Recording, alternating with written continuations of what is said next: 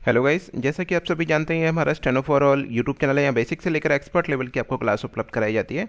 साथ ही हमारी website www.stenoforall.com में आप ये फ्रंट पेज देख सकते हैं। इसमें प्राइस के अंतर्गत आपको अनेक प्लान मिलते हैं। यहाँ पर आप देख सकते हैं सभी गति पर आप बेसिक से लेकर एक्सपर्ट लेवल की आपको क्लास यहाँ उपलब्ध कराई जाती है। बेसिक में आप देख सकते हैं डॉक्टर जी.डी. विस्ट की पुस्तक से ये आपको प्लान यहाँ दिए हुए हैं, हिंदी वालों के लिए, इंग्लिश वालों के लिए, हिंदी वाले छात्रों के लिए, इंग्लिश वाले छात्रों के लिए। उसके अलावा यहाँ पिटमैन, आनंद आशुलिपि और कैलाश चंद्रा, प्रोग्रेसिव, सभी मैगजीन के यहाँ प्लान उपलब्ध हैं। आप रिपोर्टर की तैयारी अगर करने वाले छात्र हैं तो रिपोर्टर की तैयारी के लिए भी यहाँ पर बहुत सारे प्लान हैं। टारगेट हमारा आशुलिपिक हिंदी 1, ये इसके अंतर्गत आने वाली 4 डिक्टेशन का एक संकलन है, जिसमें कुरुक्षेत्र, संपादकीय, निबंधमाला, राजस्थान पत्रिका, इन 4 पुस्तकों से हमारे जो अलग अलग टॉपिक रहते हैं। कोरोना महामारी के बारे में आप तो डेली प्रतिदिन डिक्टेशन सुन ही रहे हैं। हम यहाँ कोरोना महामारी से हट के आपको डिक्टेशन उपलब्ध करा रहे हैं। आप देख सकते हैं, घर पर रहें, कोविड लहर को घर पर रहें, सुरक्षित रहें, कोविड की तीसरी लहर से बचें। ये हमने एक प्लान बनाया हुआ है जिसमें 15 से 500 के बीच में आप कोई भी अमाउंट करने के बाद में आपको प्रतिदिन एक डिक्टेशन मिलती है 10 मिनट की। स्वतः मूल्यांकन सुविधा 1 महीने के लिए, संपादकीय समीक्षा चर्चा, पिछले वर्ष में जो आए हुए परीक्षा का कोई भी है वो मिलता है। उच्च गति लेखन 250 शब्द प्रति मिनट की गति पर यहाँ पर आपको 160 शब्द प्रति मिनट की गति पर डिक्टेशन मिलती है। उसी तरह से बिहार पुलिस का जो तैयारी वाले छात्र हैं उनके लिए यहाँ हमने एक नया प्लान बनाया है जिसमें आपको नवीन डिक्टेशन मिलती हैं। प्रतिदिन 3 डिक्टेशन दी जाती हैं आपको स्वतः मूल्यांकन सुविधा के साथ में। इंग्लिश और हिंदी के अलग अलग पैसेज दिए जाते हैं टाइपिंग करने के लिए, दो पैसेज इंग्लिश में, 2 पैसेज हिंदी में। तो अगर आप यहाँ पर आकर तैयारी करते हैं तो मैं समझता हूँ बहुत ही कम समय में आप बहुत अच्छी तरह सफलता प्राप्त कर सकते हैं। उसके बाद में विशिष्ट गति लेखन निर्देशिका डॉक्टर जी.डी. विस्ट की जो पुस्तक है उसका पूर्ण पुस्तक यहाँ पर आपको दी जा रही है, जिसमें सारी पुस्तक के अंतर्गत दिए गए आउटलाइन आपको डिक्टेट किया जाएगा और डिक्टेट करने के बाद में आपको अपने शब्द के आधार पर, अपने जो आपने लिखा है उसके आधार पर टाइपिंग की फैसिलिटी रहती है। रजिस्ट्रेशन के लिए यहाँ क्लिक करना है आपने।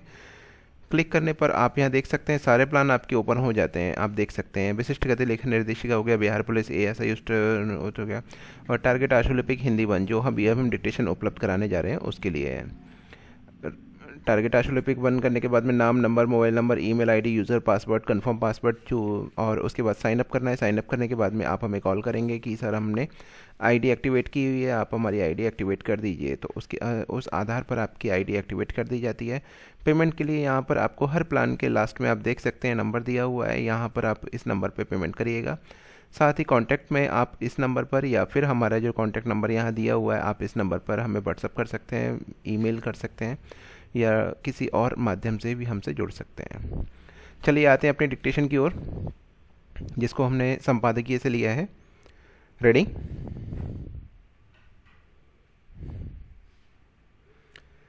केंद्रीय वाणिज्य एवं उद्योग मंत्रालय के मुताबिक कोरोना महामारी के प्रभाव के बावजूद वित्तीय वर्ष 2020-21 के दौरान जैविक उत्पादों के उत्पादन में विगत वर्ष की तुलना में 38, जबकि निर्यात मूल्य में 51% की अप्रत्याशित वृद्धि दर्ज की गई है।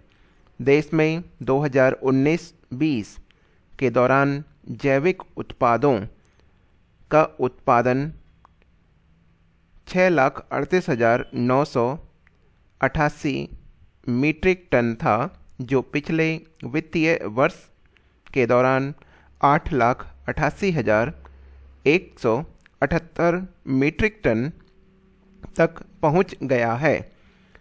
जैविक कृषि से तात्पर्य रासायनिक उर्वरकों तथा जहरीले कीटनाशकों के प्रयोग के बिना उत्पादित कृषि प्रणाली से है। शून्य या अतिरिक्त लागत न के बराबर होने के चलते इसे जीरो बजट खेती भी कहा जाता है। यह उत्पादकता और पोषण के बीच सामंजस्य स्थापित करने का एक ठोस जरिया है।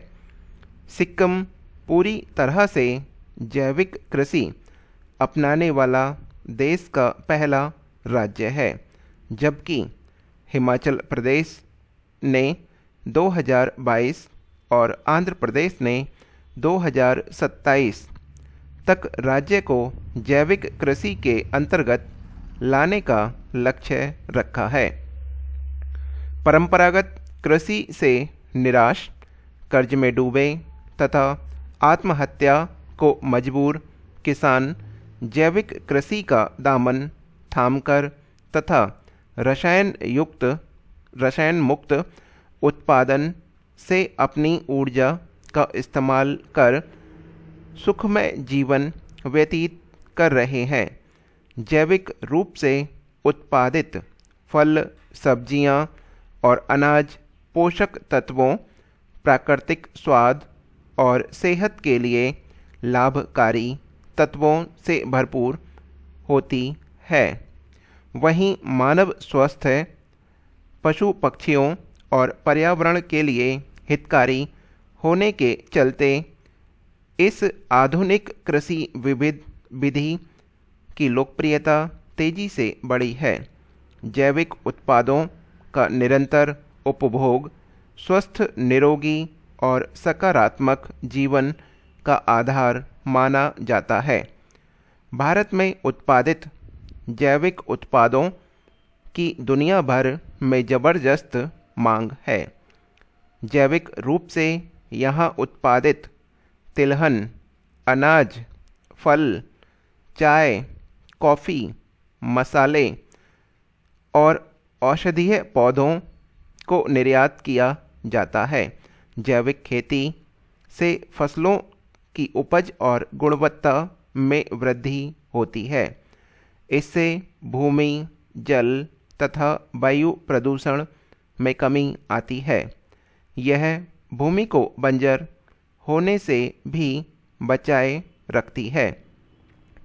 कम लागत के सिद्धांत पर आधारित इस कृषि विधि को अपनाने से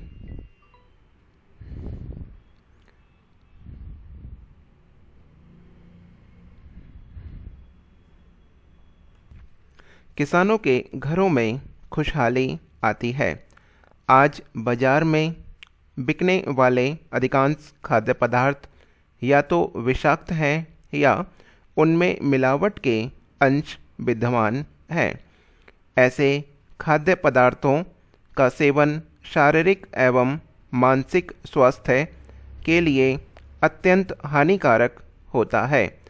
रसायन और कीटनाशक न सिर्फ खेतों को विषाक्त बनाते हैं अपितु उत्पादित पदार्थों के जरिए वे हमारे शरीर के भीतर जाकर अंगों को भी कमज़ोर करते हैं।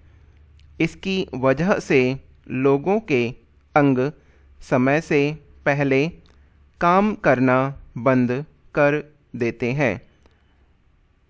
नतीजतन बीमारियां बढ़ रही हैं और जीवन प्रत्याशा भी घट रही है। ऐसे में जरूरी है कि परंपरागत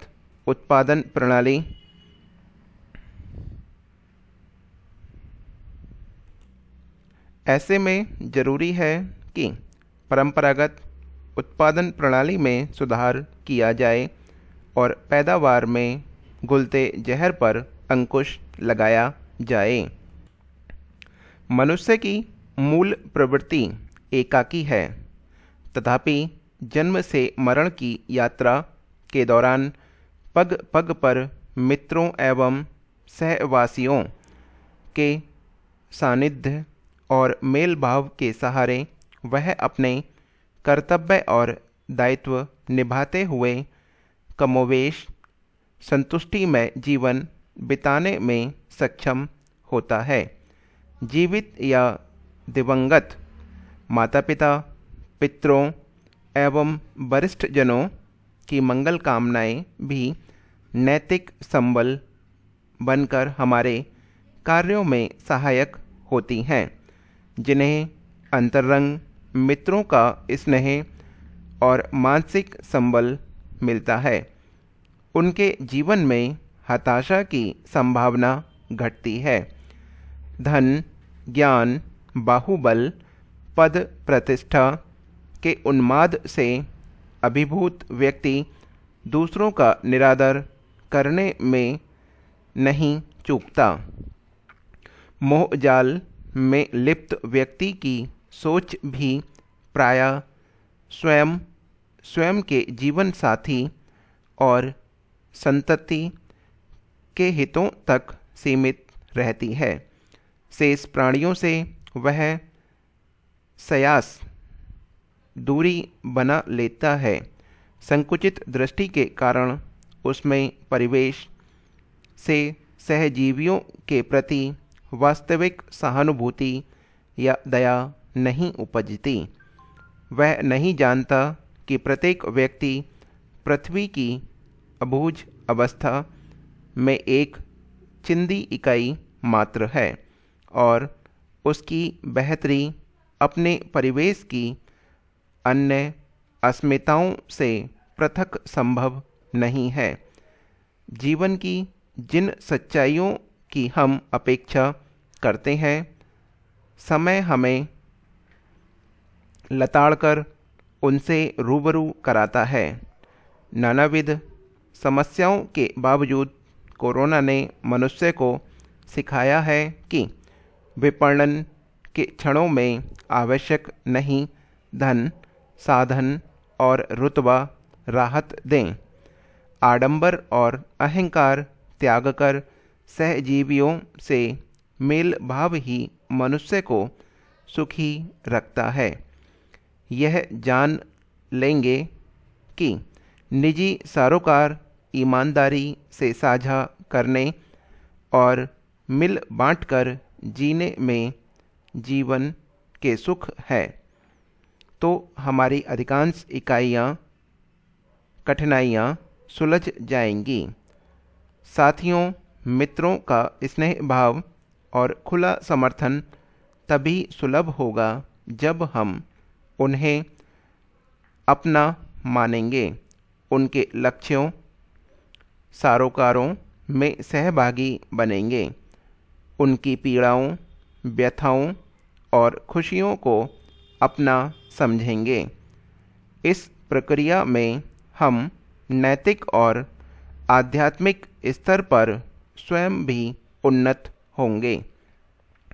ये हमारी डिक्टेशन समाप्त हो चुकी है। 2 बार मुझे फ़ोन आने की वजह से थोड़ा सा विराम लेना पड़ा था।